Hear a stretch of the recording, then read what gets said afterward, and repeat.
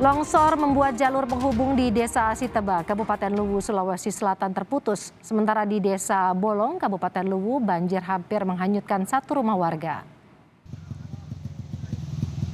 Tebing setinggi 500 meter di Desa Siteba, Kabupaten Luwu, longsor. Material longsor menutupi akses jalan penghubung antar desa.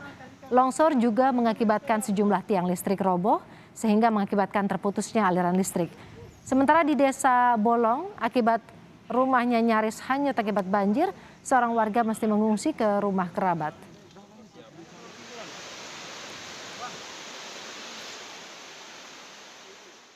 Perlu kami informasikan bahwa tadi malam pasca banjir tadi malam atau hujan keras di Kecamatan Molenrang Utara secara khusus Kabupaten Luwu, Provinsi Sulawesi Selatan,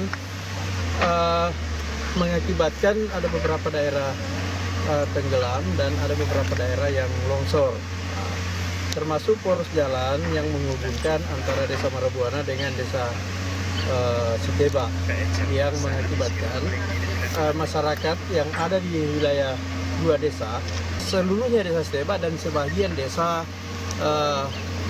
Tuntuawo yang terkena dampak daripada longsor ini, yang kurang lebih 3.000 jiwa yang terisolir disebabkan oleh longsor tertutupnya jalan ini. Kondisi jalur penghubung di Desa Siteba pasca longsor akan disampaikan jurnalis Kompas TV. Ada Amran Amir di Kabupaten Luwu, Sulawesi Selatan.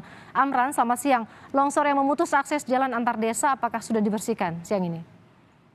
Ya, baik Woro dan saudara, hingga saat ini lokasi yang mengalami longsor, pihak pemerintah Kabupaten Luwu sudah menurunkan 1 unit alat berat untuk melakukan pembersihan jalan. Nah, ini juga dibantu oleh sejumlah personil dari TNI dan Polri untuk membersihkan material yang ada di lokasi. Di lokasi ini juga sejumlah organisasi-organisasi pemerhati lingkungan dan organisasi yang sosial kemasyarakatan membawa sejumlah logistik ke lokasi untuk membantu warga yang terisolir di dalam. Dan saat ini karena kondisi tanah yang masih labil sehingga agak sedikit menyulitkan pihak pelaksana untuk membersihkan material longsor yang ada di jalan tersebut. Woro.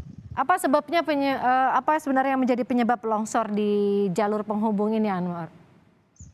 Ya, memang sejak beberapa hari terakhir kondisi di Kecamatan Molenrang Utara itu terjadi hujan dengan intensitas yang tinggi, sehingga semua daerah yang berada di sekitar tersebut itu mengalami banjir. Maksud kami mengalami hujan deras dan disertai dengan banjir di beberapa desa, yaitu ada sekitar 10 desa yang terdampak banjir, Woro. Amran, kemudian kemarin juga sempat terputus listrik akibat longsor. Seperti apa kondisi saat ini?